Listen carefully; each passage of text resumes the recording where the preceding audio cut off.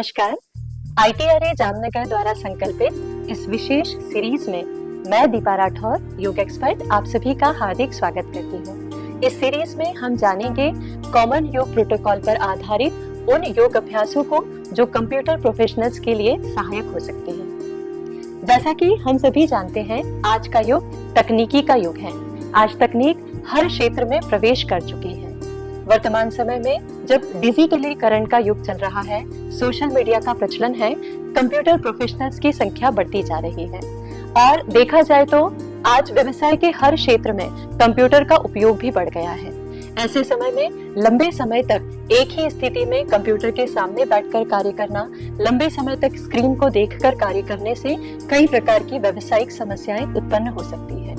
यदि हम इन समस्याओं की बात करें तो दृष्टि संबंधी समस्याएं बहुत सामान्य हैं, जिसमें कंप्यूटर विजन सिंड्रोम, सिर दर्द होना, आंखों में धुंधलापन आना जैसी समस्याएं सामान्य हैं। कंप्यूटर के सामने लंबे समय तक बैठे रहने के कारण हड्डियों और मांसपेशियों के रोग भी बहुत सामान्य हैं, जिसमें कंधे और हाथों में दर्द, कमर में दर्द, पोस्चर का बिगड़ना जैसी समस्याएं भी सामने उभर कर आती हैं। काम का तनाव, लंबे समय तक स्क्रीन को एक टक देखने से तनाव जैसी समस्याएं भी व्यक्ति को होने लगती हैं और लंबे समय तक एक ही स्थिति में बैठने से, कोई हलन चलन न करने से जीवन शैली संबंधित रोग जैसे मधुमेह, उच्च रक्तचाप और हृदय रोग का खतरा भी बढ़ जाता है। तो जरूरी है ऐसी स्थिति में जब आपके पास कोई और ऑप्शन नहीं है योग अभ्यास करने की, क्योंकि योग अभ्यास न केवल इन समस्याओं को समायोजित करेंगे बल्कि आपके स्वास्थ्य को बनाए रखने में भी सहायक होंगे। तो चलिए आज के सत्र में हम कॉमन योग प्रोटोकॉल पर आधारित योग अभ्यास क्रम को जानते हैं, जो कंप्यूटर प्रोफेशनल्स के स्वास्थ्य को बनाए रखने में सहायक सिद्ध हो सकते हैं।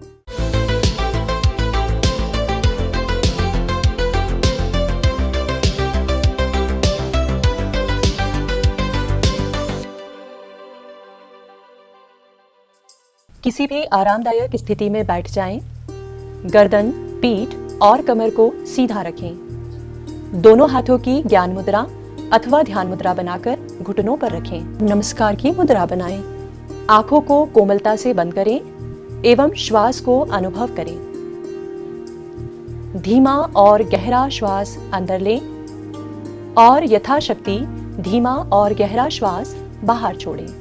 अब श्वास का अनुभव ले रहे मन को प्रेम से भ्रू मध्य में केंद्रित करें। वहां अपने इष्ट देव एवं गुरु महाराज की साक्षात उपस्थिति का अनुभव करें और 3 बार ओमकार का उच्चारण करें। गहरा श्वास अंदर लें। संगच्छध्वं संवदध्वं संवो मनांसि जानताम्।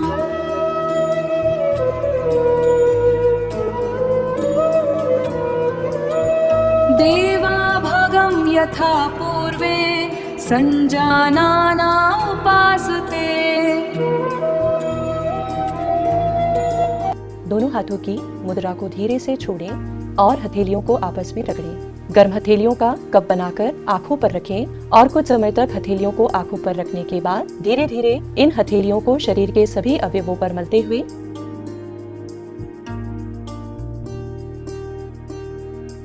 हाथों को नीचे ले आएं।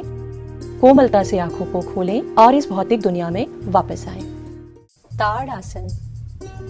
इस आसन की अंतिम स्थिति में शरीर की आकृति ताड़ के वृक्ष के समान होने के कारण इसे ताड़ासन कहा जाता है। सावधानियां: शिरा कौटिल्य या वेरिकोज वेन्स, उच्च रक्तचाप, हृदय संबंधी समस्या, कंधों के दर्द, वृद्धावस्था तथा महिलाओं को सगर्भावस्था में इस आसन का अभ्यास योग्य चिकित्सक के मार्गदर्शन और देखरेख में करना चाहिए। महिलाओं को मासिक धर्म के दौरान इस आसन का अभ्यास नहीं करना चाहिए। पैरों की अंगुलियों पर उचित संतुलन बनाते हुए एक निश्चित बिंदु पर ध्यान केंद्रित करना चाहिए। विधि: दोनों पैरों के बीच 2 से 3 इंच का अंतर बनाकर सामान्य स्थिति में खड़े हो जाएं। श्वास लेते हुए दोनों हाथों को कंधों की सीध में आगे की ओर फैलाएं। अंगुलियों को आपस में लॉक करें और हथेलियों को पलट दें। शरीर को सीधा रखते हुए श्वास लेते हुए दोनों हाथों को ऊपर की ओर ले जाएं। इसी दौरान पैर की एड़ियों को जमीन से ऊपर उठाते हुए पैरों के पंजों और अंगुलियों पर शरीर को संतुलित करें। आसन की अंतिम स्थिति में दोनों बाजुएं कानों के समांतर रहे और हाथ कोहनी से न मुड़े। इस तरह पूरे शरीर को ऊपर की ओर खींचें। सामान्य श्वास प्रश्वास के साथ क्षमता अनुसार इस स्थिति में बने रहें। धीरे धीरे श्वास छोड़ते हुए एड़ी को जमीन पर लाएं। इसी दौरान हाथों को कंधों की सीध में ले आएं। श्वास लेते हुए अंगुलियों के लॉक को खोल दें। श्वास छोड़ते हुए हाथों को शरीर के बगल में लाकर सामान्य स्थिति में वापस आ जाएं। लाभ: ताड़ आसन एक निश्चित आयु तक बच्चों की लंबाई बढ़ाने में सहायता करता है। इसका अभ्यास शरीर के विविध तंत्रों जैसे स्नायु तंत्र, कंकाल तंत्र, श्वसन तंत्र, पाचन तंत्र आदि पर सकारात्मक प्रभाव डालता है। यह अभ्यास कमर दर्द, सर्वाइकल स्पॉन्डिलोसिस, अस्थमा, कब्ज, ग्रहणी या IBS, त्वचा विकार तथा मासिक धर्म संबंधी समस्याओं के प्रबंधन में लाभकारी है। यह आसन शरीर का संतुलन और लचीलापन बढ़ाने में तथा मन की स्थिरता और एकाग्रता में सहायक है। ताड़ आसन का अभ्यास महिलाओं, वृद्धों तथा कंप्यूटर प्रोफेशनल्स के लिए विशेष रूप से लाभकारी है। कटी चक्रासन। कटी का अर्थ है कमर, चक्र का अर्थ है गोलाकार वस्तु। इस आसन में कमर को दाईं एवं बाईं ओर घुमाए जाने के कारण इसे कटी चक्रासन कहते हैं। सावधानियां: इस आसन का अभ्यास दोनों ओर से करना चाहिए। अभ्यास के दौरान दोनों पैरों के बीच पर्याप्त अंतर होना जरूरी है। पैर और पैरों के पंजों को सीधा रखें। घुटनों के दर्द, वृद्धावस्था, शस्त्रक्रिया के बाद तथा महिलाओं को सगर्भावस्था में योग्य चिकित्सक के मार्गदर्शन और देखरेख में इसका अभ्यास करना चाहिए। महिलाओं को मासिक धर्म के दौरान इस आसन का अभ्यास नहीं करना चाहिए। विधि: पैरों के बीच लगभग कंधों की चौड़ाई के बराबर अंतर रखते हुए सीधा खड़े हो जाएं। श्वास लेते हुए दोनों हाथों को सामने कंधों की सीध में एक दूसरे के समान अंतर रखते हुए ऊपर उठाएं। श्वास छोड़ते हुए शरीर को दाईं ओर घुमाएं। श्वास लेते हुए हाथों को सामने की ओर लाते हुए शरीर को सीधा करें। श्वास छोड़ते हुए शरीर को बाईं ओर घुमाएं। पुनः श्वास लेते हुए शरीर को सीधा करें। श्वास छोड़ते हुए हाथों को नीचे ले आएं और विश्राम करें। लाभ: यह आसन शरीर के विविध तंत्रों जैसे पाचन तंत्र, उत्सर्जन तंत्र, स्नायु तंत्र एवं कंकाल तंत्र पर सकारात्मक प्रभाव डालता है। उच्च रक्तचाप, हृदय संबंधी रोगों, संधिवात, कमर दर्द एवं स्थूलता के प्रबंधन हेतु लाभकारी अभ्यास है। इसके अभ्यास से कंधे, गर्दन, हाथ, पेट, पीठ एवं जांघों के स्नायु मजबूत बनते हैं। यह अभ्यास प्रसव अवस्था के दौरान शिशु के जन्म को आसान बनाता है। अर्ध चक्रासन। अर्ध का अर्थ है आधा और चक्र का अर्थ है गोलाकार वस्तु। इस आसन की अंतिम स्थिति में शरीर की आकृति आधे चक्र के समान दिखाई देने के कारण इसे अर्ध चक्रासन कहा जाता है। सावधानियां: चक्कर आने, हृदय संबंधी समस्या, गर्दन एवं पीठ के दर्द, वृद्धावस्था, शस्त्रक्रिया के बाद तथा सगर्भावस्था में यह अभ्यास योग्य चिकित्सीय मार्गदर्शन और देखरेख में करना चाहिए। महिलाओं को मासिक धर्म के दौरान इस आसन का अभ्यास नहीं करना चाहिए।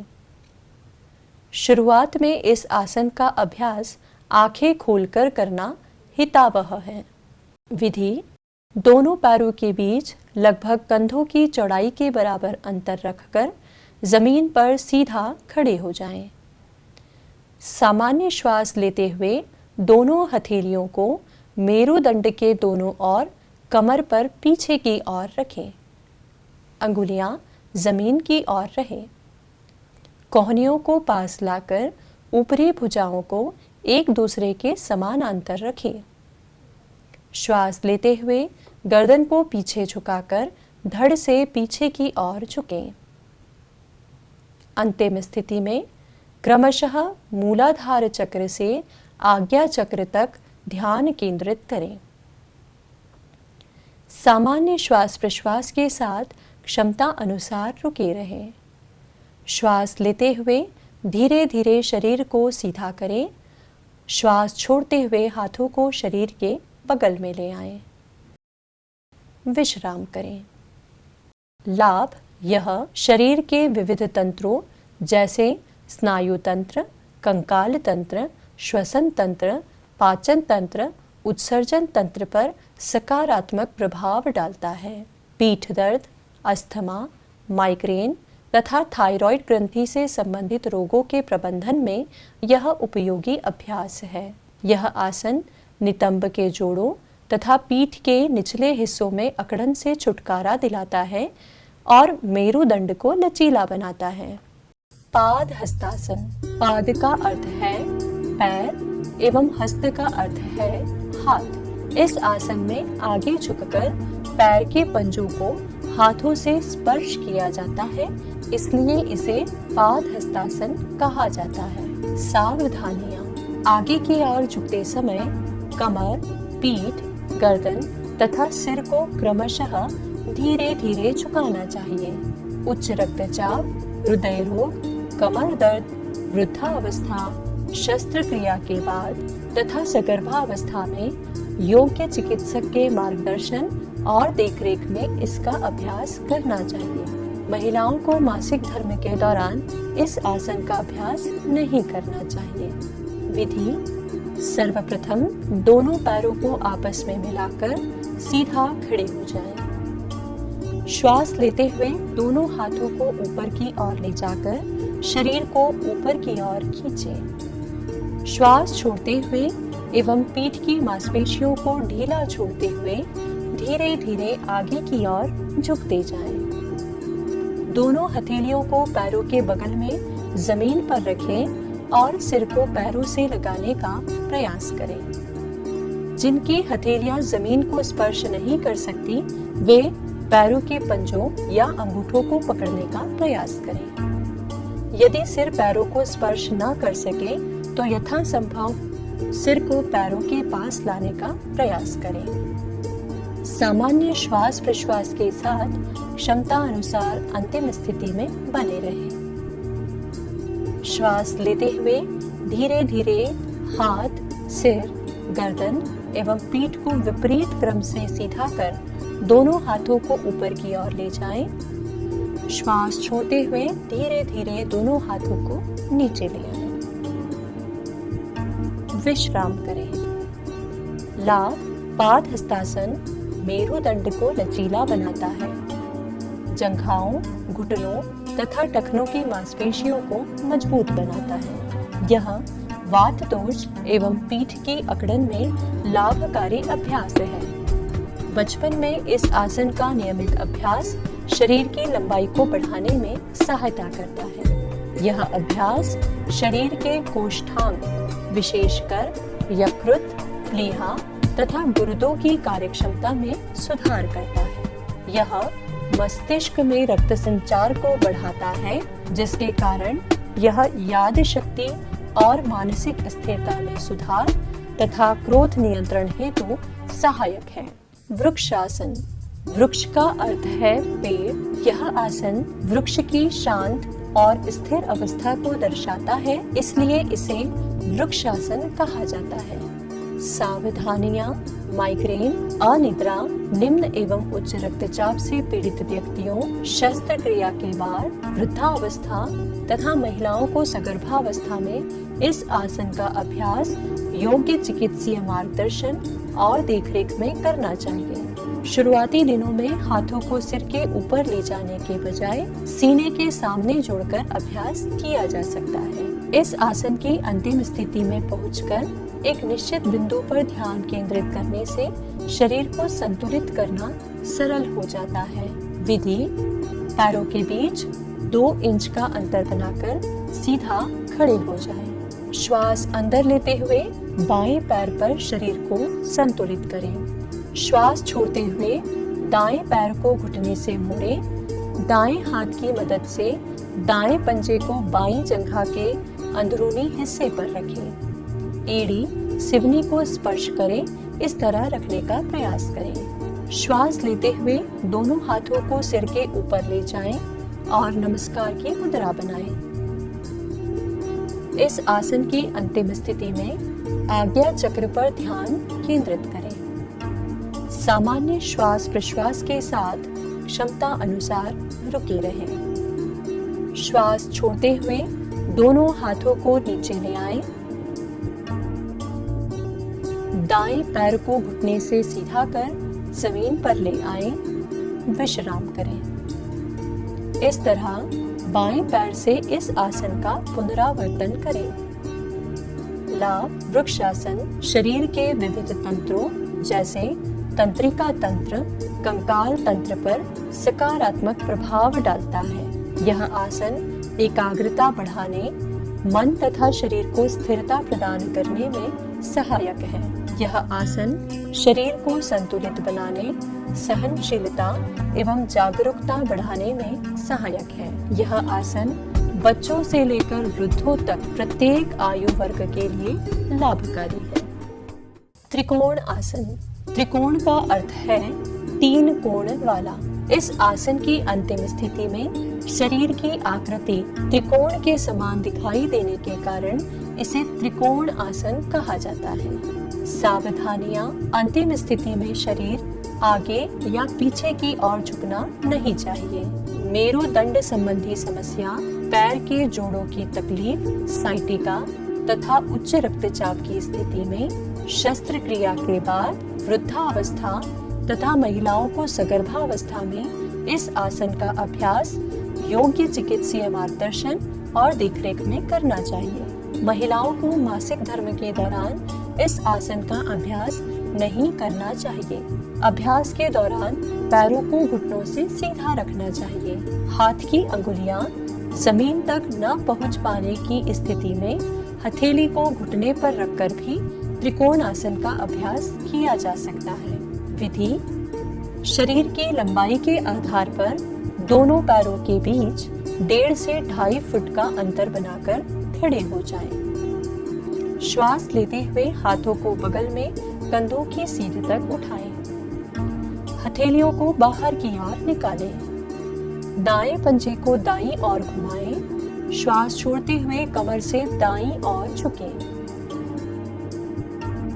दाएं हाथ की मध्यमा अंगुली को दाएं पैर के टखने के ठीक पीछे ले जाते हुए जमीन को स्पर्श करने का प्रयास करें। बाएं हाथ को ऊपर की ओर सीधा रखें। गर्दन को बाईं ओर से घुमाते हुए बाएं हाथ की मध्यमा अंगुली को देखें। पैर घुटने से मुड़ने नहीं चाहिए तथा दोनों हाथ 180 अंश के कोण पर होने चाहिए। इस आसन की अंतिम स्थिति में क्रमशः स्वाधिष्ठान चक्र, मणिपुर चक्र और अनाहत चक्र पर ध्यान केंद्रित करते हुए सामान्य श्वास प्रश्वास के साथ क्षमता अनुसार रुकें। श्वास लेते हुए धीरे धीरे शरीर को सीधा करें। दाहिने पैर के पंजे को सीधा करें। जिस तरह दाहिने ओर से अभ्यास किया उसी तरह बाईं ओर से इस आसन का पुनरावर्तन करें। श्वास लेते हुए शरीर को सीधा करें। बाएं पंजे को सीधा करें। हाथों को कंधों की सीध में फैलाएं। श्वास छोड़ते हुए हाथों को नीचे ले आए, पैरों को पास ले आए एवं विश्राम करें। लाभ: यह आसन शरीर के विविध तंत्रों जैसे पाचन तंत्र, रुधिराभिसरण तंत्र, कंकाल तथा स्नायु तंत्र पर सकारात्मक प्रभाव डालता है। अस्थमा, हृदय रोग, स्थूलता, कमर एवं पीठ दर्द के प्रबंधन में यह लाभकारी है। यह आसन कंधे, पीठ, हाथ एवं पैरों की मांसपेशियों को मजबूत बनाता है। त्रिकोण आसन के अभ्यास से मेरुदंड लचीला बनता है। उष्ट्रासन, उष्ट्र का अर्थ होता है ऊंट। उष्ट्रासन की अंतिम स्थिति में शरीर में ऊंट के समान कुबड़ दिखाई देने के कारण इसे उष्ट्रासन कहा जाता है। उष्ट्रासन का अभ्यास न कर पाने की स्थिति में अर्ध उष्ट्रासन का अभ्यास करना चाहिए। सावधानियां, हर्निया एवं उदर संबंधी गंभीर व्याधि, साइटिका एवं चक्कर आने की स्थिति में वृद्धावस्था, शस्त्रक्रिया के बाद एवं सगर्भावस्था में उचित चिकित्सीय मार्गदर्शन एवं देखरेख में ही इस आसन का अभ्यास करना चाहिए। अंतिम स्थिति में जंघाओं को जमीन से लंबवत कोण में रखें। विधि: सम स्थिति से प्रारंभ करें। एक एक पैर को घुटनों से मोड़ते हुए वज्रासन में बैठ जाएं। घुटनों पर खड़े होकर पैरों के बीच थोड़ा अंतर बना लें। हथेलियों को नितंब पर रखकर कोहनियों को पास लाते हुए ऊपरी भुजाओं को एक दूसरे के समानांतर रखें। श्वास लेते हुए सिर को पीछे ले जाकर धड़ को यथासंभव पीछे झुकाएं। अब सावधानी पूर्वक हथेलियों को पंजों पर रखें। रीढ़ को आगे की ओर धकेलते हुए सीने को विस्तार दें। अंतिम स्थिति में श्वास बाहर छोड़कर शिथिल हो जाए। अनाहत चक्र एवं विशुद्धि चक्र पर ध्यान केंद्रित कर सामान्य श्वास प्रश्वास के साथ क्षमता अनुसार रुके रहें। श्वास लेते हुए हथेलियों का सहारा लेकर शरीर को सीधा करें। श्वास छोड़ते हुए घुटनों पर बैठ जाएं एवं विश्राम करें।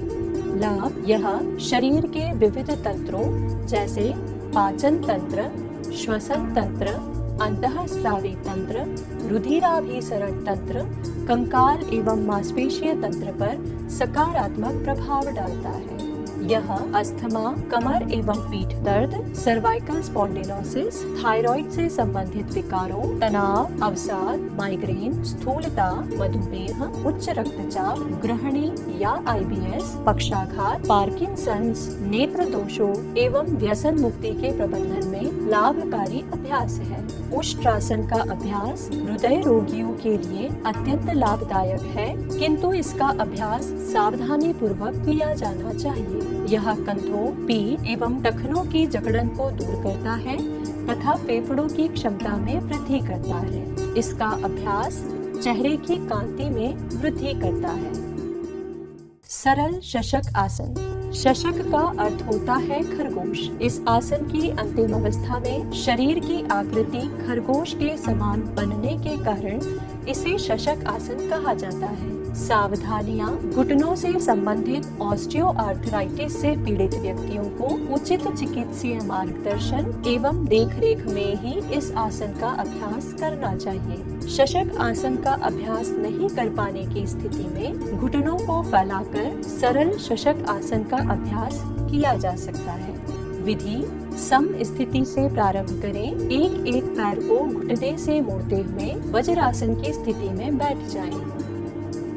हथेलियों को घुटनों पर रखें। घुटनों को आपस में फैलाएं एवं हथेलियों को घुटनों के बीच में जमीन पर रखें। श्वास लें। श्वास छोड़ते हुए कमर से आगे झुककर हाथों को आगे की ओर ले जाएं एवं ठुड्डी को जमीन से लगाएं। अंतिम स्थिति में मणिपुर चक्र पर ध्यान केंद्रित करते हुए सामान्य श्वास प्रश्वास के साथ क्षमता अनुसार रुके रहें।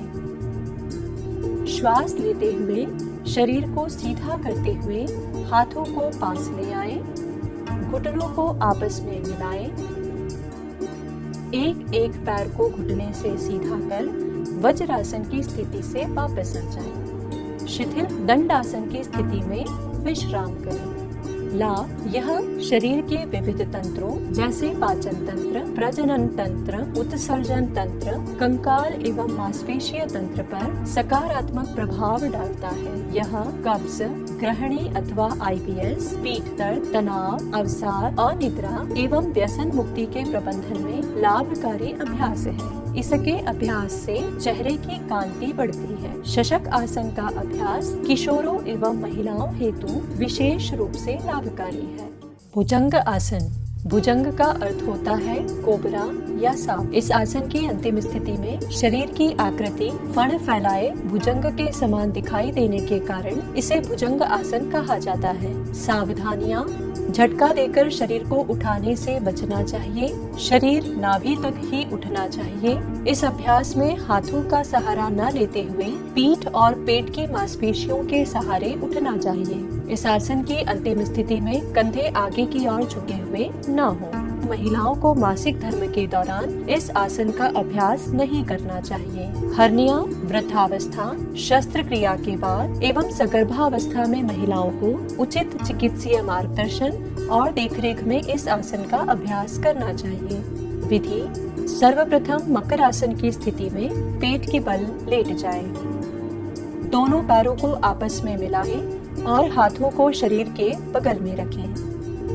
हाथों को कोहनियों से मोड़कर हथेलियों को सीने के बगल में जमीन पर रखें। श्वास लेते हुए सिर, गर्दन, सीने तथा नाभि तक के हिस्से को जमीन से ऊपर उठाएं। गर्दन को यथासंभव पीछे ले जाने का प्रयास करें। अंतिम स्थिति में विशुद्धि चक्र, आज्ञा चक्र पर ध्यान केंद्रित कर सामान्य श्वास प्रश्वास के साथ क्षमता अनुसार रुके रहें। श्वास छोड़ते हुए धड़, सीने एवं सिर को जमीन पर ले आए। मकर आसन की स्थिति में विश्राम करें।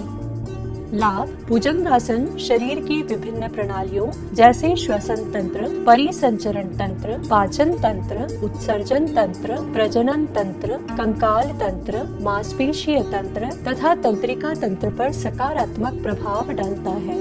उच्च रक्तचाप, हृदय रोग, एनीमिया, अपच, मोटापा, गठिया, मधुमेह, कटी स्नायुशूल, पीठ दर्द, गर्दन दर्द, तनाव, अवसाद, अनिद्रा एवं माइग्रेन के प्रबंधन में यह लाभकारी अभ्यास है।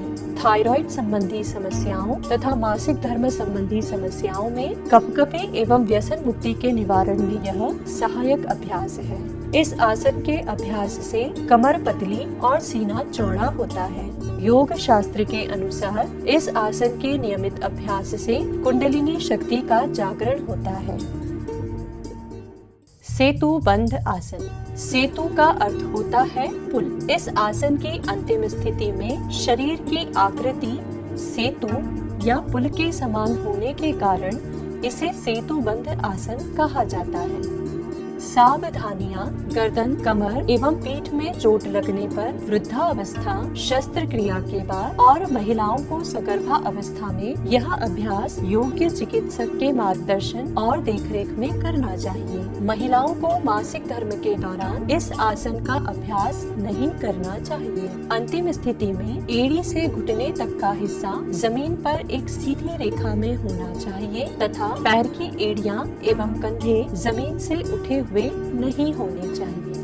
विधि: सर्वप्रथम पीठ के बल लेट जाएं, दोनों पैरों को आपस में मिलाएं, हथेलियों को जमीन की ओर रखते हुए दोनों हाथों को शरीर के बगल में रखें। श्वास लेते हुए दोनों पैरों को घुटनों से मोड़कर एड़ियों को नितंब के पास लाएं। श्वास छोड़ते हुए पैरों के पंजों के बीच थोड़ा अंतर रखते हुए हाथों से टखनों को पकड़ने का प्रयास करें। टखने न पकड़ पाने की स्थिति में हथेलियों को यथासंभव टखने के करीब रखते हुए हथेलियों को जमीन पर रखें। श्वास लेते हुए गर्दन, नितंब एवं पीठ को जमीन से यथासंभव ऊपर की ओर उठाएं। घुटने से कमर तक का भाग जमीन के समानांतर रखें। इस आसन की अंतिम स्थिति में सामान्य श्वास प्रश्वास के साथ विशुद्धि चक्र पर ध्यान केंद्रित करें एवं क्षमता अनुसार रुके रहें। श्वास छोड़ते हुए धीरे धीरे नितंब एवं पीठ को जमीन पर ले आएं। पैरों को घुटनों से सीधा कर सामने की ओर फैलाएं। शव आसन की स्थिति में विश्राम करें। लाभ, यह आसन शरीर के विविध तंत्रों जैसे तंत्रिका तंत्र, स्नायु तंत्र, कंकाल तंत्र, प्रजनन तंत्र एवं उत्सर्जन तंत्र पर सकारात्मक प्रभाव डालता है। यह खून की कमी, स्थूलता या मोटापा, पीठ दर्द, तनाव, अवसाद एवं अनिद्रा के प्रबंधन में लाभकारी है। इसके अभ्यास से मेरुदंड लचीला बनता है। इसके नियमित अभ्यास से फेफड़ों की क्षमता में वृद्धि होती है। यह आसन किशोरों एवं महिलाओं के लिए विशेष रूप से लाभकारी है। शव आसन, शव का अर्थ होता है मृत शरीर। इस आसन में शरीर की स्थिति मृत शरीर के समान होने के कारण इसे शव आसन कहा जाता है। सावधानियां, डॉक्टर द्वारा किसी कारणवश पीठ के बल लेटने से मना किए जाने की स्थिति में शव आसन का अभ्यास नहीं करना चाहिए। निम्न रक्तचाप की स्थिति में इसका अभ्यास नहीं किया जाना चाहिए। इस आसन में जागते रहना आवश्यक है। विधि, पीठ के बल लेट जाएं। हाथों को फैलाएं एवं हथेलियां ऊपर की ओर रखें। आंखों को कोमलता से बंद करें। शरीर के प्रत्येक अंग पर ध्यान केंद्रित करते हुए क्रमशः पूरे शरीर को शिथिल छोड़ते जाएं। तत्पश्चात सामान्य श्वास प्रश्वास की प्रक्रिया पर ध्यान केंद्रित करें। पूर्ण विश्रांति का अनुभव होने तक इस स्थिति में रुके रहें। आसन का अभ्यास करते समय इस बात का विशेष ध्यान रखें कि मन इधर उधर भटके नहीं। लाभ, अन्य आसनों के बाद इस आसन का अभ्यास करने से थकावट दूर होती है। यह आसन भय, दुर्बलता, तनाव, उच्च रक्तचाप एवं हृदय रोगों के प्रबंधन में लाभकारी है। कपालभाति, कपाल का अर्थ होता है ललाट एवं भाति का अर्थ होता है चमक। यह अभ्यास ललाट प्रदेश को चमकदार या कांतिमय बनाता है, इसलिए इसे कपालभाति कहा जाता है। सावधानियां, हृदय संबंधी रोगों, चक्कर आने, मिर्गी, hernia, gastric ulcer, migraine, stroke एवं नाक से खून निकलने जैसी समस्याओं में कपालभाति का अभ्यास करने से बचना चाहिए। सगर्भा अवस्था एवं मासिक धर्म के दौरान महिलाओं को कपालभाति का अभ्यास नहीं करना चाहिए।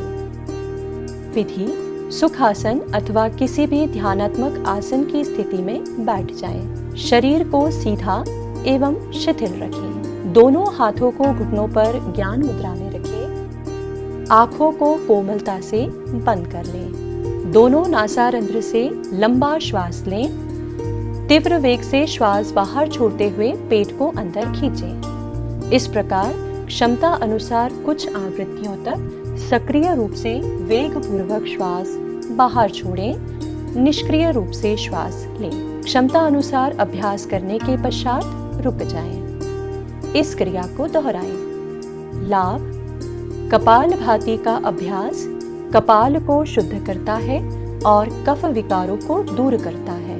इसके अभ्यास से चेहरा कांतिमय बनता है। इसका अभ्यास श्वसन तंत्र, तंत्रिका तंत्र एवं पाचन तंत्र की कार्यक्षमता में सुधार लाता है।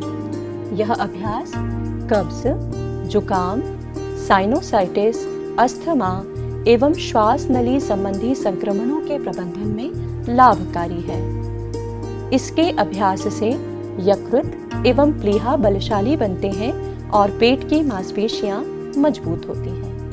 अनुलोम विलोम प्राणायाम, इस प्राणायाम में एक नासारंध्र या नॉस्ट्रिल से श्वास लेकर दूसरे नासारंध्र से श्वास बाहर निकाला जाता है तथा उसके बाद दूसरे नासारंध्र से श्वास लेकर पहले नासारंध्र से श्वास बाहर निकाला जाता है। इस प्रकार चंद्र नाड़ी और सूर्य नाड़ी का क्रमिक चलन होने के कारण इसे अनुलोम विलोम कहा जाता है। सावधानियां, इस अभ्यास के दौरान सिर, गर्दन और कमर को एक सीधी रेखा में रखें। जब एक नासारंध्र से श्वास लें या छोड़ें तब दूसरे नासारंध्र को अच्छी तरह बंद रखें। नासारंध्र को बंद करते समय उन्हें इतना न दबाएं कि नाक की स्थिति टेढ़ी हो जाए। बिना बल लगाए श्वास लें या छोड़ें और इस दौरान किसी प्रकार की आवाज न करें। क्षमता के अनुसार ही श्वास लें और प्रश्वास छोड़ें। इस प्राणायाम का अभ्यास करते समय मन में सात्विक भाव का होना अधिक लाभप्रद होता है। शस्त्रक्रिया के बाद तथा महिलाओं को मासिक धर्म के दौरान इस प्राणायाम का अभ्यास योग्य चिकित्सक के मार्गदर्शन और देखरेख में करना चाहिए। विधि: सुखासन अथवा किसी भी ध्यानात्मक आसन की स्थिति में बैठ जाएं। आंखों को कोमलता से बंद करें। बाएं हाथ की अंगुलियों से ज्ञान मुद्रा बनाकर बाएं घुटने पर रखें। दाएं हाथ की नासिकाग्र मुद्रा अथवा विष्णु मुद्रा बनाएं। दाएं अंगूठे से दाएं नासारंध्र को बंद कर बाएं नासारंध्र से धीरे धीरे श्वास लें। पूरी क्षमता के अनुसार श्वास लेने के बाद अनामिका और कनिष्ठिका यानी अंतिम 2 अंगुलियों से बाएं नासारंध्र को बंद करें और दाएं नासारंध्र से धीरे धीरे श्वास बाहर निकालें। अब दाएं नासारंध्र से धीरे धीरे श्वास लें, फिर इसे अंगूठे से बंद करें एवं अंगुलियों को हटाकर बाएं नासारंध्र से श्वास बाहर निकालें। यह इस प्राणायाम का एक चक्र है। अभ्यास मजबूत होने पर कुंभक के साथ इस प्राणायाम का अभ्यास किया जा सकता है।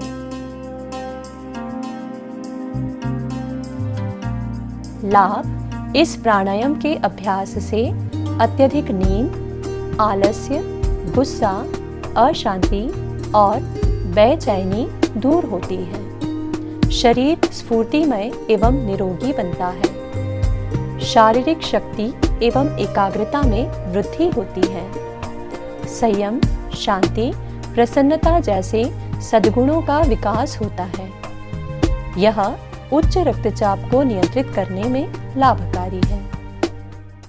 भ्रामरी प्राणायाम: भ्रमर का अर्थ होता है भंवरा।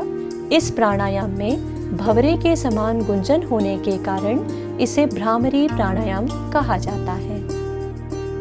सावधानियां: नाक एवं कान में किसी प्रकार का संक्रमण होने या टॉन्सिलाइटिस की स्थिति में भ्रामरी प्राणायाम का अभ्यास उचित चिकित्सीय मार्गदर्शन एवं देखरेख में करना चाहिए। षण्मुखी मुद्रा में इस प्राणायाम का अभ्यास करते समय कोहनियों को यथासंभव बाहर की ओर खींचकर रखें तथा अंगुलियों को अत्यधिक न दबाएं। शस्त्रक्रिया के बाद तथा महिलाओं को मासिक धर्म के दौरान इस प्राणायाम का अभ्यास उचित चिकित्सीय मार्गदर्शन और देखरेख में करना चाहिए। विधि: सुखासन अथवा किसी भी ध्यानात्मक आसन की स्थिति में बैठ जाएं। शरीर को सीधा एवं शिथिल रखें। हाथों को ज्ञान मुद्रा में रखें। आंखों को कोमलता से बंद कर लें। षण्मुखी मुद्रा बनाएं, अर्थात तर्जनी को आंखों पर, मध्यमा को नाक पर, अनामिका को नाक एवं ऊपरी होठ के बीच तथा कनिष्ठिका को निचले होठ के नीचे रखकर अंगूठों से कान को बंद करें। लंबी और गहरी श्वास लें। धीरे धीरे श्वास छोड़ते हुए भंवरे की तरह गुंजन करें और मस्तिष्क में इस ध्वनि का अनुभव करें।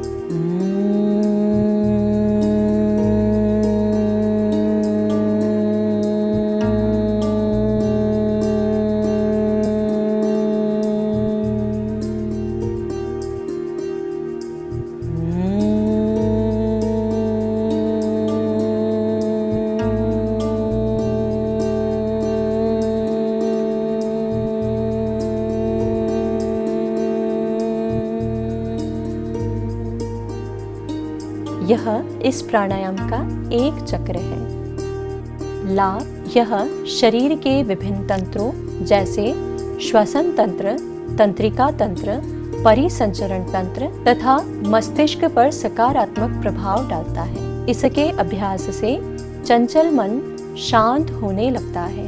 यह एकाग्रता और स्मरण शक्ति को बढ़ाने में सहायक है। यह प्राणायाम तनाव, चिंता और क्रोध को दूर करने में सहायक है।